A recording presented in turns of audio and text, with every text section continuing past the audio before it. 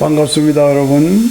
손영식 목사 성경강의 오늘은 141번째가 되겠습니다.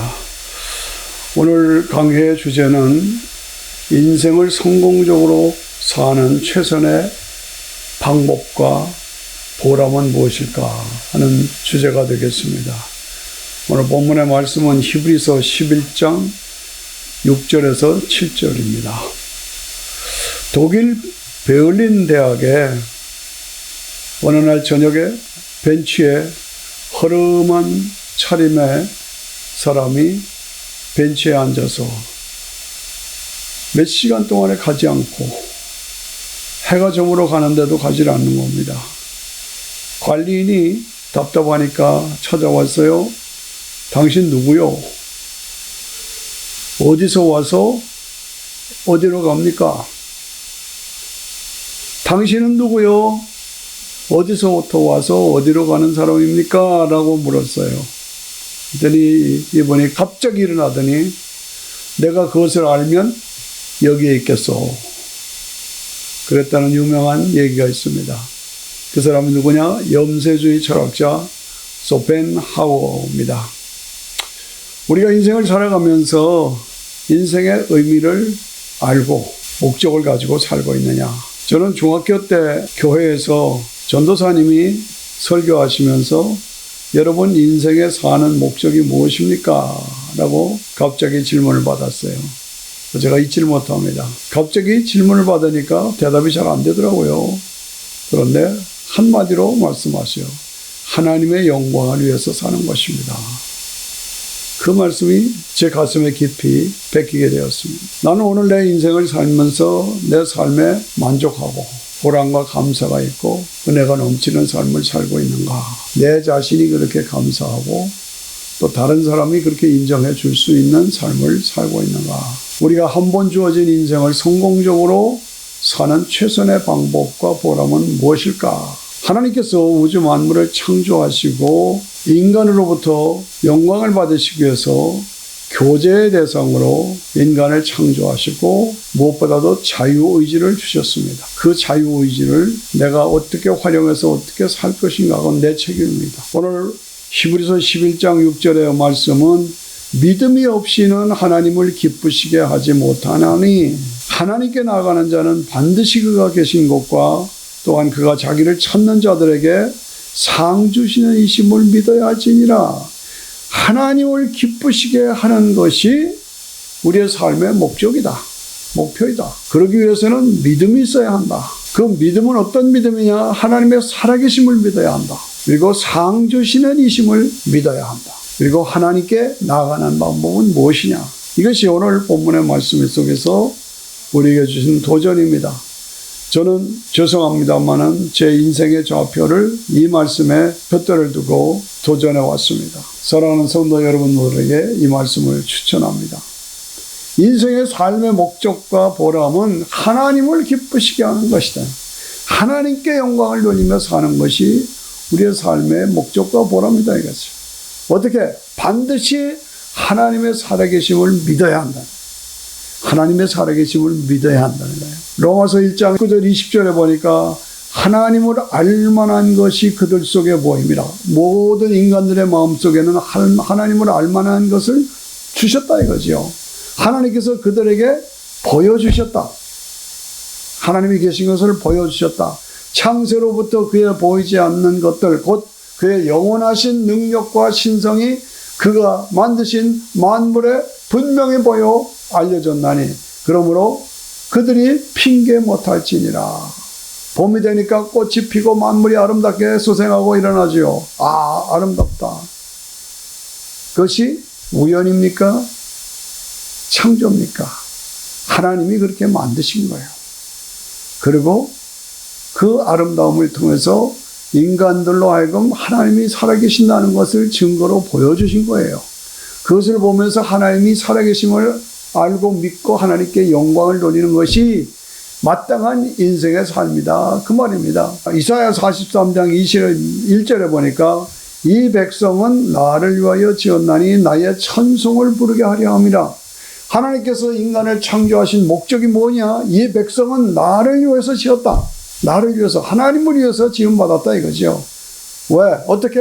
나의 찬송을 부르게 하려 합니다. 하나님께 찬양과 영광을 돌리고 그 영광을 받으시기 위해서 인간을 창조하셨다 그 말입니다. 그러므로 하나님이 살아계심을 반드시 믿고 하나님께 영광을 돌리는 삶을 살아야 한다. 하나님을 찾는 자들에게 상 주시는 이심을 믿어야 한다.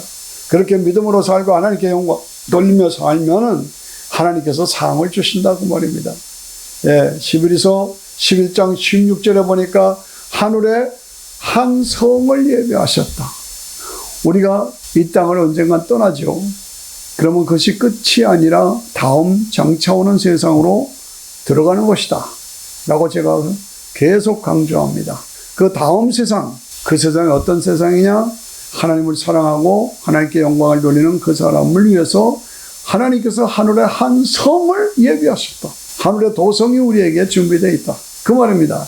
하나님께 나아가는 방법은 반드시 하나님께 나아갈 수 있는 방법, 나아가는 방법은 반드시 예수님을 통해서 나가야 합니다. 예수님을 통하지 아니하면 하나님께 갈 수가 없습니다. 왜? 하나님과 인간 사이에 죄가 막혀있기 때문에 이 죄 문제를 해결하지 않으면 하나님과 연결이 될 수가 없어요. 이것을 해결하기 위해서 하나님의 독생자이신 예수님이 이 땅에 오셔서 십자가에서 죽고 부활하셨어요. 그래서 십자가를 통해서 죄의 문제를 해결해 주셨어요. 그것을 믿는 자에게는 죄사함이 이루어집니다. 그래서 하나님께 나아갑니다. 우리는 언젠가 죽습니다. 그러나 부활이 우리에게 있습니다. 예수님이 부활하신 것처럼 우리도 부활합니다. 그래서 하나님과 영원한 영광을 누리면서 영생을 영원히 살게 된다. 그것입니다. 내가 곧 길이요 진리요 생명이니 나로 말미암지 않고는 아버지께로 올 자가 없느니라. 예수님을 통해서만 하나님께 나아갈 수가 있습니다. 하나님의 살아계심을 믿고 하나님의 전능하심을 믿고 예수님을 통해서 하나님께 나아갈 수 있다. 그래서 하나님의 영광을 위해서 살아가는 우리의 인생입니다. 그렇습니다. 하나님은 조건부십니다. 인간에게 자유의지를 주셨다고 제가 계속 강조합니다. 네가 나를 사랑하고 나를 인정하고 나를 믿고 나의 영광을 위해서 살면 나도 너를 인정하고 너를 보살피고 너를 축복하겠다. 이게 조건부입니다. 네가 나를 사랑한즉 나도 너를 사랑하고 네가 나를 불신임하면 나도 너를 불신임한다. 인정 안 한다. 이 조건부 관계. 왜요? 인격적인 관계이기 때문에 그렇습니다. 우리가 믿음을 통해서 하나님께 나아가는 거예요. 예수 그리스도를 통해서 하나님께 나가는 겁니다. 이 믿음은 하나님과 나 사이를 연결시키는 연결고리예요.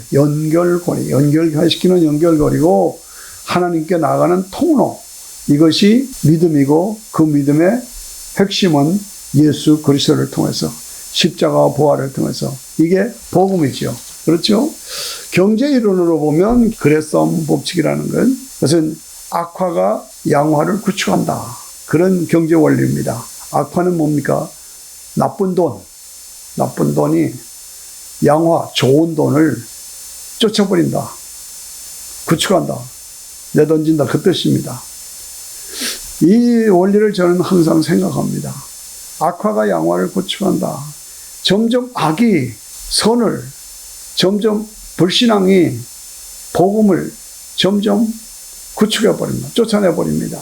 복음이 점점 약화되고 무력화되고 복음을 배척하고 복음을 배반하고 복음을 비웃고 조롱하고 인생의 삶에서 확실하고 분명한 것은 복음 위에는 해답이 없습니다.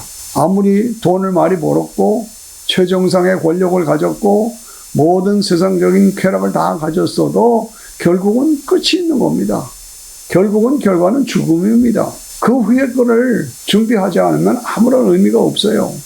예수님만이 부활이요 생명이십니다. 그런데 그 복음을 조롱하고 비웃고 그래서 점점 마귀의 세력 사탄이 점점 복음을 무력화시키고 약화시키고 파괴시키고 인간을 파멸시켜서 악화가 양화를 구축하는 그 경제 원리대로 이 마귀의 세력이 복음을 배척하고 물리치는 것을 보면서 안타까워하는 것입니다. 오늘 이 시대에 오늘 지금 현재 우리 시대에서 가장 강력한 문제거리를 제시하는 나라가 두 나라이죠. 하나는 러시아고, 지금은 러시아, 우크라이나 전쟁을 일으키지 않습니까? 러시아고, 또 하나는 뭡니까? 중국이죠. 중국.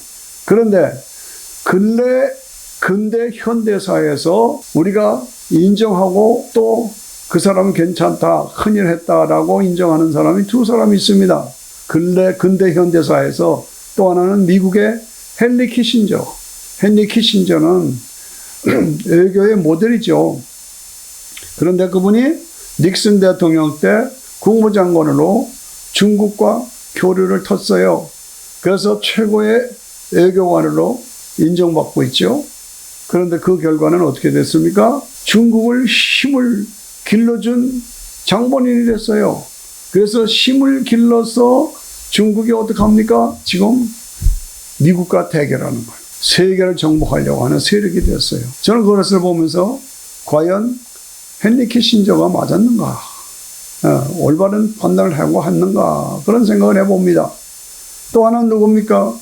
독일의 메르겔 수상, 여수상이죠. 장기 집권을 하면서 최고의 인기를 누렸던 메르겔 여수상이 러시아를 우대했어요. 그래서 러시아를 번성하게 일으킨 장본인입니다. 가스를 전부 거의 대부분을 러시아에서 수입해오고 관을 만들고 가스와 석유를 통해서 러시아가 부유하게 됐죠. 힘을 길러줬습니다. 그 결과가 뭡니까? 우크라이나 전쟁이 나온 겁니다. 이런 것을 우리가 보면서 공산주의 국가를 키워준 결과는 공산주의 국가를, 독재 국가를 키워줘서 세계의 문제거리를 만든 모습을 봅니다. 그들은 무신론자들이요, 기독교를 핍박하는 사람이요, 기독교를 세상 종교화로 만든 사람들입니다. 교회를 불태우고 목사들을 죽이고 교인들을 다 내쫓고 선교사들을 다 내쫓고 교인들을 감옥에 갖다 놓고 이런 독재자들, 동산주의자들, 무신론자들을 길러준 결과, 이것을 보면서 우리가 멀리 보고, 항상 멀리 보고 깊이 보고 높이 보고 영적인 안목으로 세상을 보고 판단할 줄 알아야 된다 하는 얘기입니다. 그리고 분별하고 분변할 줄 알아야 합니다. 그 기준이 뭡니까? 그 기준이 오늘 6절. 믿음이 없이는 기쁘시게 못하나니 하나님께 나가는 자는 반드시 그가 계신 곳과 그가 자기를 찾는 자들에게 상 주시는 이심을 믿어야 할지라. 모든 기준이 하나님이시다고 말이죠. 그 하나님이 살아계심을 믿고 그 하나님을 기쁘시게 해드리는 것이 인생의 목표고, 그리고 그분을 찾고 열망하는 그들에게 하나님이 상 주시는 것을 믿고 그 믿음으로, 그 기준으로 모든 삶의 초점을 맞춰야 된다. 그 얘기를 제가 하고 있는 것입니다. 여러분, 오늘 우리는 이 시대를 살아가면서 나는 무엇을 위해서 어떻게 살고 있는가? 나는 무엇을 위해서 어떻게 살고 있는가? 당장 급한 거 경제적인 문제, 여러 가지 문제들이 있지만은, 그러나 기본적인 목표와 꼴이 우리에게 있어야 되잖아요. 하나님께 나가는 자로. 하나님이 우리의 삶의 중심이고, 하나님의 그 주신 말씀이 기준이고, 하나님이 우리에게 구원을 주신 그 복음의 주체가 되시는 예수 그리스도가 우리의 삶의 주인공 되시고 주체가 되시고, 오늘 우리의 심령 속에 임재하셔서 우리를 이끌어주시는 성령님의 인도하심을 구하면서 살아가는 것이 올바른 삶이다 이것이죠. 인간적인 개념으로, 인간적인 판단으로 판단해서 나가지 말라 그 얘기입니다. 나는 무엇을 위해서 어떻게 살고 있는가? 오늘 이 시대를 바르게 볼 줄 알아야 합니다. 영의 눈으로 볼 줄 알아야 합니다. 이 시대를, 징조를 보면 알아합니다. 주님이 재림하실 징조들이 구석구석에서 지금 나타나고 있습니다.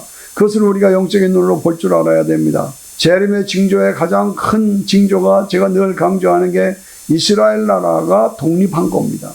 이스라엘 나라의 독립 이전과 이후가 다릅니다. 재림의 실제적인 카운트는 이스라엘 나라 독립입니다. 노아 홍수 때는 물심판이지만은 재림의 심판은 불심판입니다. 컴퓨터가 나오기 이전과 이후가 다릅니다.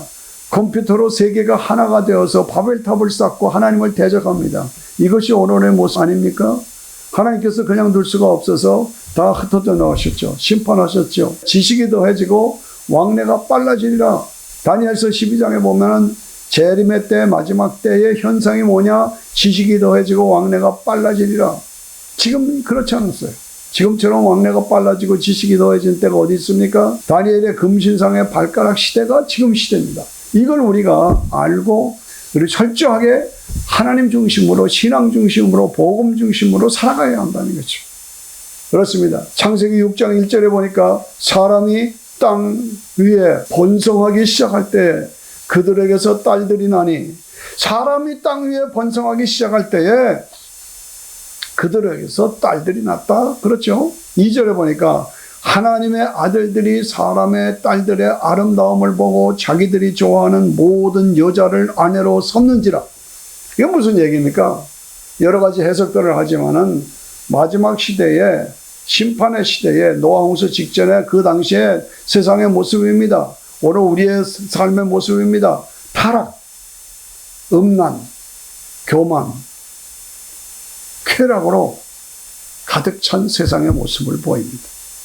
사람이, 인간 세상이 파멸되고 파괴되는 것은 가장 기본적인 게 음란입니다. 음란이 더 나가면 동성연애로 빠지는 것입니다. 오늘 이 시대의 모습을 우리가 보면서 타락과 음란과 교만으로 가득 떴자, 하나님의 사람들의 아들들이 사람의 딸들과 이 성도의 타락, 교회의 타락, 음란, 이것이 오늘의 모습이다 그 말입니다.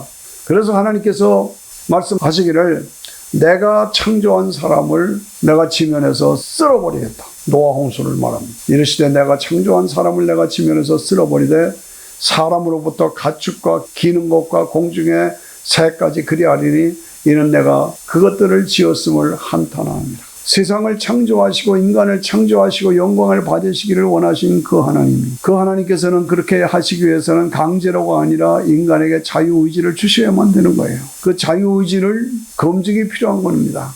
그러니까 선악과를 두신 거죠. 먹지 말아라. 그러나 인간이 어떻게 했습니까? 하나님의 범위를 떠난 겁니다.